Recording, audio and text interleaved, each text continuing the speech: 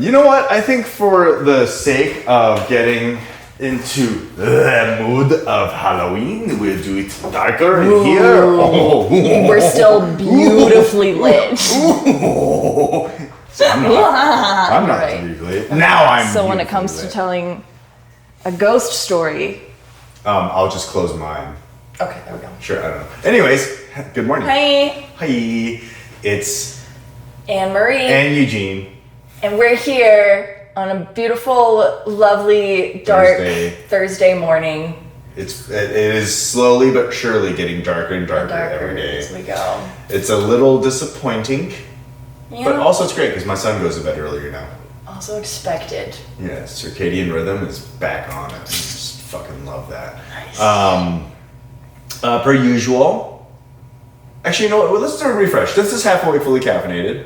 Welcome. And we're answering questions, and we keep on leaning into the fact that it's half awake time. It's half awake time. And we're slowly getting fully caffeinated. Yeah. And we're answering two questions. One is coffee, and the other is non-coffee. There's two coffee questions. There's two non-coffee questions. Both of us have one coffee question each and one non-coffee question each. Yeah. And my coffee question was, where the fuck did pumpkin spice come from? Yeah. Yeah. And then My coffee question is the Halloween drink recipe. ooh, nice. Am I gonna grab the You're camera? gonna, yeah. Yeah. Now we're going on an adventure. Okay, and then my non-coffee question, and also Anne Marie's non-coffee question, is scary incidents in our lives. Legitimate. They have to be legitimate. And I think I could make mine legitimate by trying to go find the recordings. That being said, I think I'm gonna kick off coffee, and then we can do scary story swap. And then finish with coffee. And then finish with coffee. I- That way you guys aren't listening and they're like, oh God, I can't fall asleep, or I can't wake up because I'm so scared. Yeah. Yeah. Nothing makes you sleepier than being scared. Than being scared. I mean, when I've been it started in college, but when, I remember there was somebody driving my car and I had so much overwhelming anxiety by the way that they were driving that instead of telling them, hey, pull over, I was just like, I'm gonna fall asleep. I'm just gonna shut it down so I don't know how bad it is. And I woke up and I was still alive, so. It's like those goats. Yeah. I don't think it's the right response. But it's a response. It's a response that you can have when you have literally no control over what's going on. Yeah, my mom was a really bad driver, and I've slept. I've slept. Yes. Well, I pretended to sleep. I can't sleep in cars. Yeah. All right, so let's get a timer out, and we're gonna go ahead and jump into this. Going. Oh God, no. Okay, all right. So, pumpkin spice and where it came from. To be honest, I really kind of hoped and wished it had been it was some lovely lady in this small little shop somewhere in Maine. Yeah. On the coast. And one day she was walking around in her garden and stepped onto a pumpkin and she's like, oh, that smells wonderful. And as she was stepping into the pumpkin, she spilled a little bit of her coffee into it. She's like, oh my gosh, what a wonderful smell. What a great origin story. It would have been amazing. It'd have been really cool. But instead, what we got is that it was a corporate brainchild. Which, admittedly, thank you, corporate America, for producing one of the most iconic coffee drinks actually, probably the most iconic coffee drink. And it was Starbucks. And it was a dude by the name of Peter Duke. Duke? Peter Duke. Peter Duke. Dookie. Anyways, Peter Duke was the leader of a task force that was charged with going out and reproducing more seasonal fervor that they were running into when it was Christmas time, because they had Christmas drinks like eggnog lattes. I don't know what else did they have. Peppermint lattes. Yeah, peppermint, eggnog, praline, a lot. They had a lot. So there's tons of seasonal drinks that Starbucks, or not tons, maybe at the time when they were looking into pumpkin spice, they had a few seasonal lattes that were just slaying in Christmas. But they're like, we have this little shoulder season that we can really fuck up. And they're like, let's look at making something delicious. Mm-hmm. And so Peter Duke and his team, they were looking into trying to create the sensation of fall in your flavors and the drink that you were drinking. And through market research, by literally testing, like they did focus groups. They had like 7 people all at a table having drank the different types of options, and they did like A/B tests, and they did blind tests and all this stuff, and they had statistical evidence. No, Jesus. They had statistical momentum. Proving that this drink would be the drink of the fall season. And to be honest, they didn't miss. They were right. They did not miss. Statistically, they were right. They did a wonderful job. They did a really good corporate way of creating things. And I have to be honest, it's kind of refreshing to look back and see the diligence that went into creating a product. And succeeding. And then kind of looking at where we're at now, where products just kind of appear. And I think there's some people that might have too much money and they're just making things happen. I think you're onto something. Yeah. But I really appreciate the time and effort that Starbucks put into creating a drink that actually benefits the entire industry. Like everyone is succeeding because of pumpkin spice lattes. She moved, but we had one regular that would come in and get 2 extra hot oat milk pumpkin spice lattes every single day, regardless of the time of year. Every day. Really? Every single day.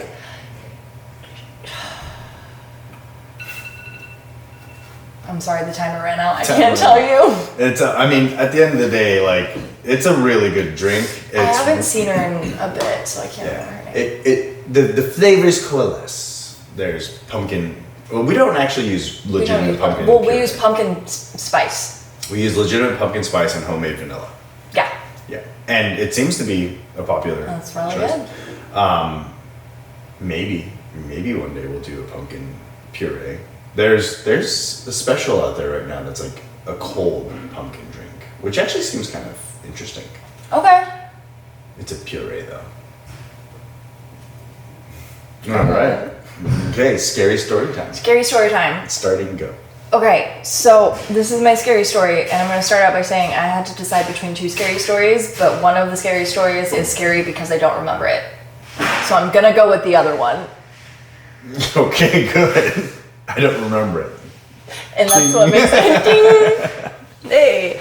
And it's like, as a child, it wasn't that scary, but as I've told people as an adult, they get kind of creeped out by it.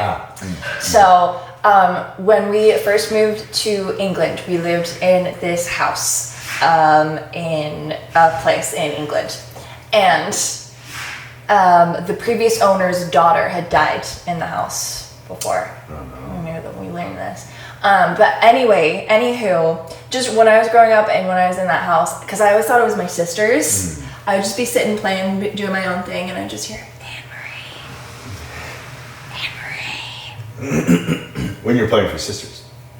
No, when I was playing with myself. Oh. And that's why I thought it was my sisters. I thought my sisters were pranking me. And so I'd be like, what? And it'd be like, come upstairs. Hey, Anne-Marie, over here. And I'd be like, where are you? Catherine, stop it. What are you doing? And stuff like that. Yeah. I never found my sisters ever. And you went upstairs? I went upstairs. I followed that voice like it was the Lord and Spirit. And I also would have a recurring dream. It was like a lucid dream kind of, and it only ever happened in this house where I could fly down the stairs. I would wake up every morning for school and I would just float down the stairs like I was being carried. So you were being possessed Or something like that. The ghost that was in you. I think she just wanted to play with me. I think she saw a little kid and was like, sweet, a kid, let's play. Maybe it was another little kid? Yeah, and that's why I wasn't scared. Wait, did they? I have no idea. Oh. All I know is that she died. So that's it's not really even that scary other than, I mean, unless you can imagine. I mean, the fact that, you know. Anne-Marie. Yeah, that someone was talking to you.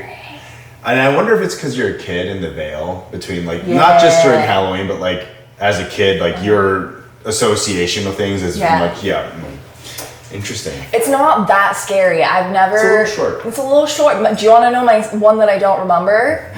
Sure. It was when we were house hunting a few years ago. And all I remember is walking up the stairs to the house, and as I got to the door, I almost passed out. I got, like, really nauseous, and I, like, dizzy, and I almost passed out. I remember nothing about the house other than there was this one room in the basement that had a blood red carpet, and I saw it, and my body immediately revolted, and, like, I blacked out. And where was this? This was, like, in Murray. Huh. And, like, this was at an older age? Yeah. This was in 2020. Huh. Yeah. Blood red carpet, and my body just went, don't go in there. And so I didn't, and that's all I remember from the house.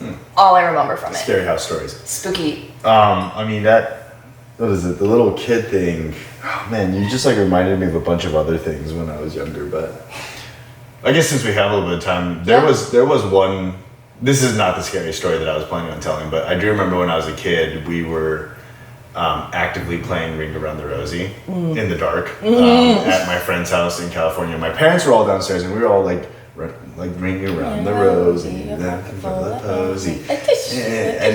And then in the toy room, like random like music started playing, and I was like, "Oh, is that your toy?" And the kid's like, "I've never heard that before."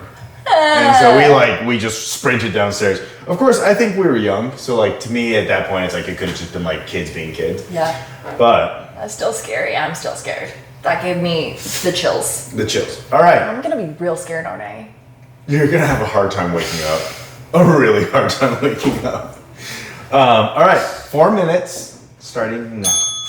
So, I have a friend of mine. His name is Tyler. He, for a really long time, had a lot of interactions with what we would call a female spirit. And, you know, it started at one home. It was not too far from here, actually. And he told us about how he was sleeping one night. Or it was like kind of early morning, and he heard in his dream, like he was already having kind of a hard time sleeping, and in his dream he hears a girl scream, "Help!"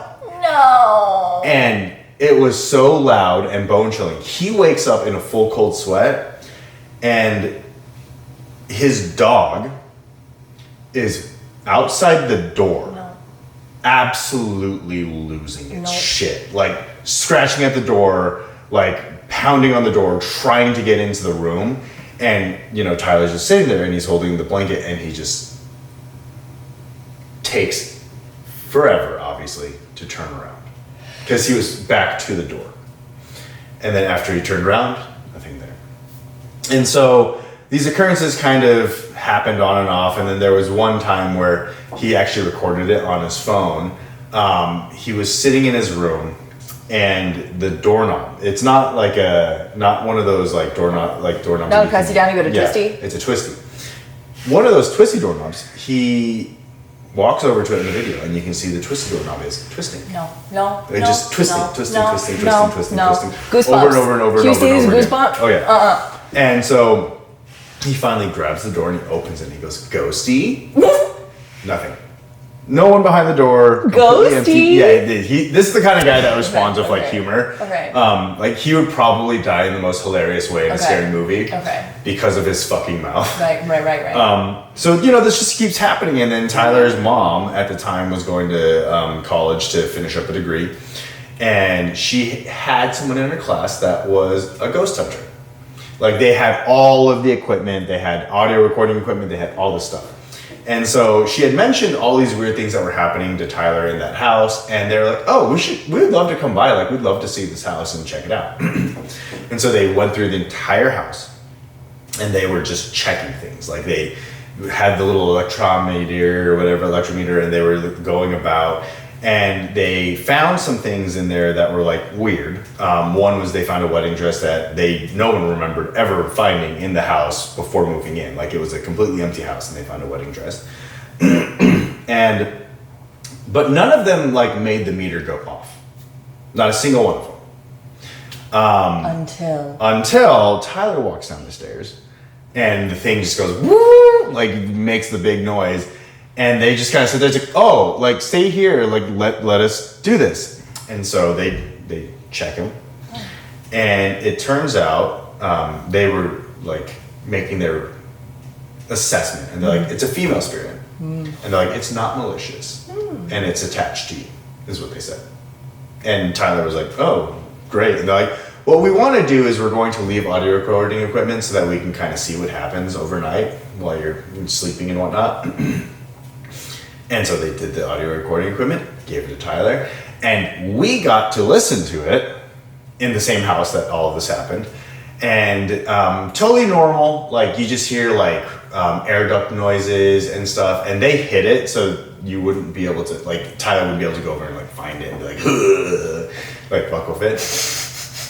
But around 2 a.m., which is what people would call the witching hour, 2 to 3 a.m., 3 a.m., 2 to 3 a.m., things get funky. Like, we hear shuffling noises, and then after a little while, you hear the TV literally turn on, and it flips through channels, and then it stops at static, and it just stays on static for like 20 minutes.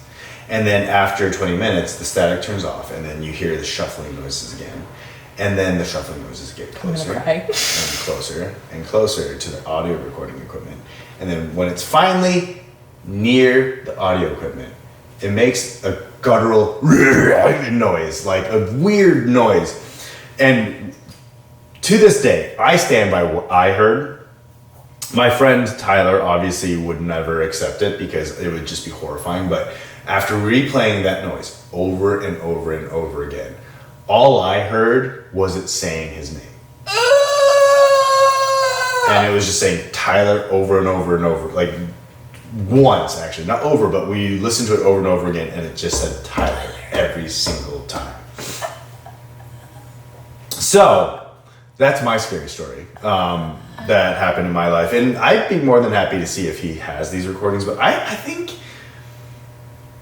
to be honest, I feel like he's the kind of person that might have like gotten rid of it to help like soothe his soul, his anxiety. Yeah. But he seems to have some bad issues with like female spirits, and then also females in general. Because he told me about this like it was nonchalantly, like something that just kind of happened, but like supposedly. This one's like not even spiritual. This one's like, what the fuck? Like, right. He could have been murdered in his own sleep type of thing.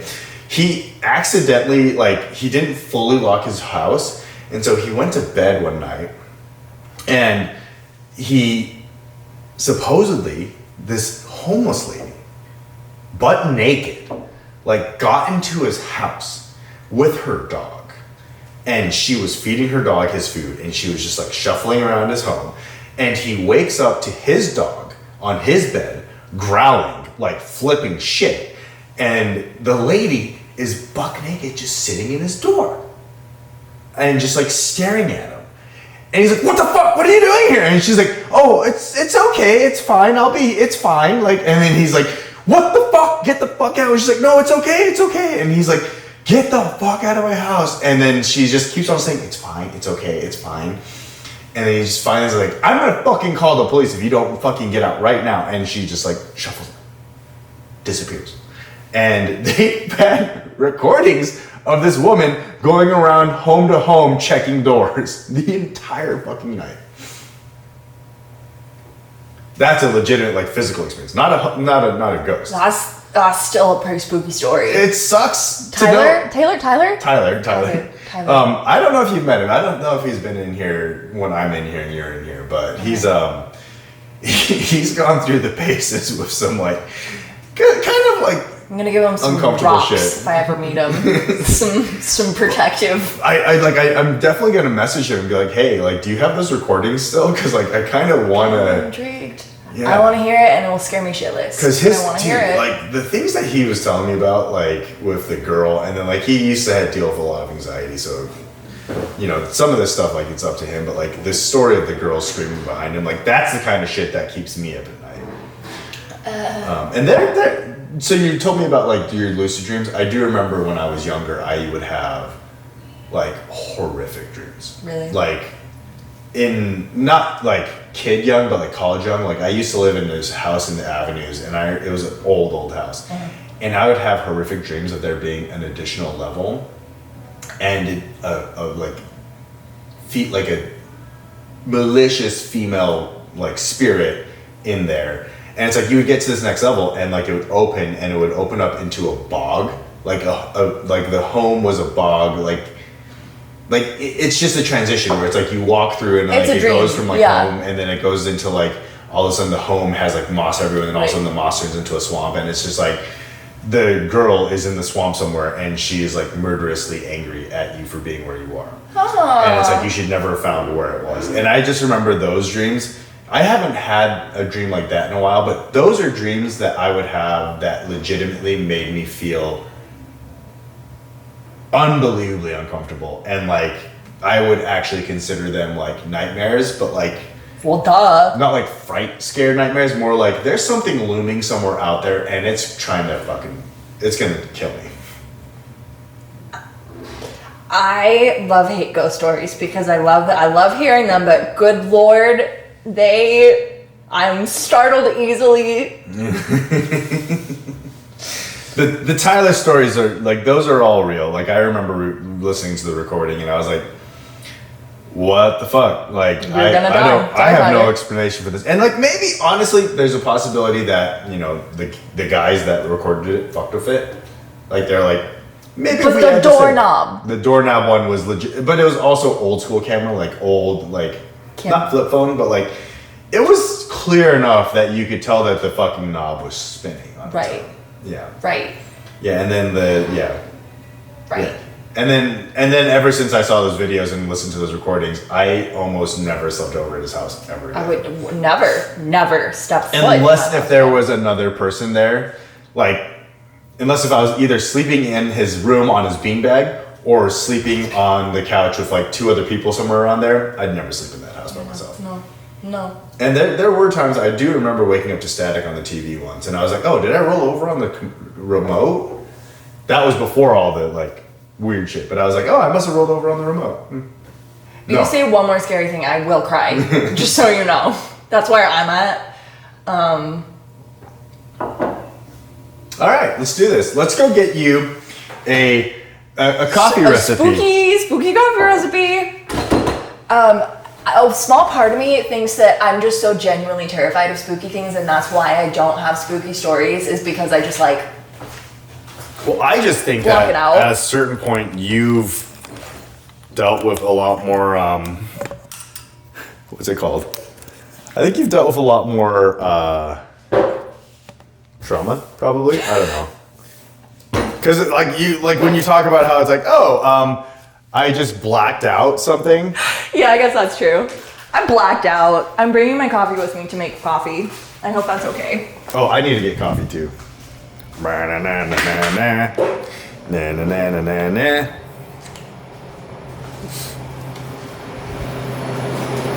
I found some Oh, those are stickers. Reagan's. They're what? Reagan's. Oh.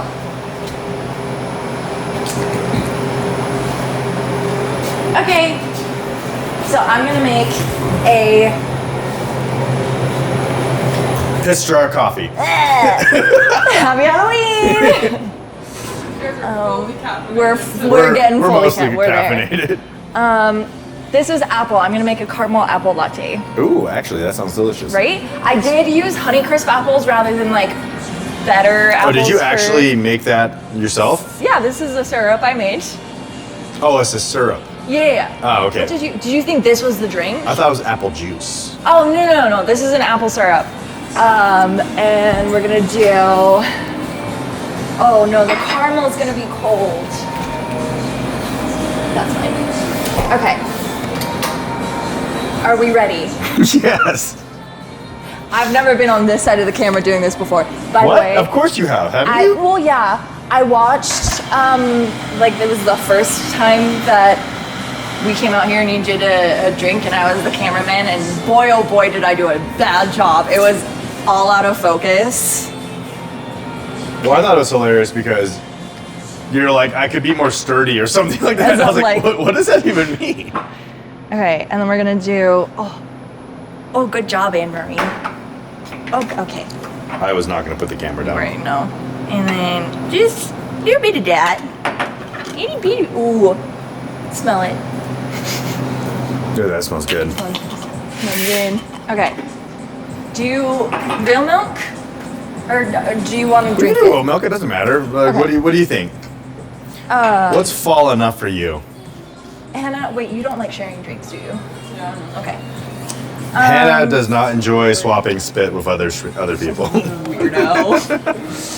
I'm gonna do real milk. Real milk. Real milk. Real milk. Scoop it in here.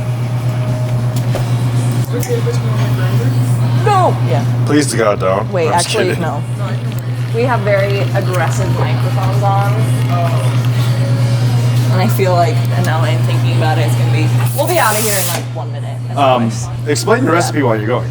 I made a apple syrup, and I did it with caramel, and then I'm pulling a double shot of espresso About over it. how much is caramel? Did you Oh, like half a tablespoon of caramel, and then, was that more? I'm really put? bad. I think that's about right. How's my crotch? I'm not looking at your crotch. Okay. I'm waiting for you to steam that milk. God damn. Okay. What do we choose for the milk? We're going whole milk because ass I want to try it. If I do oat milk, all I will taste is the oat. How was that close up, by the way? Yeah. Not great? That time, because I was looking at your face, that one was actually potentially closer to your crotch than it should have been. We're gonna get a mixy. Okay. This was a definite, complete change in mood. Right? Spooky stories too. You're everything.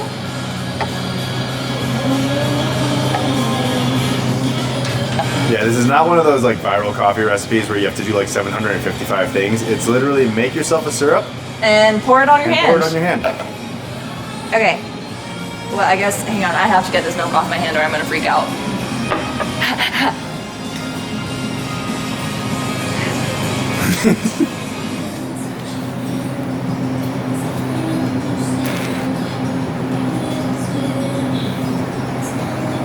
I wish it was more appley, but it's good.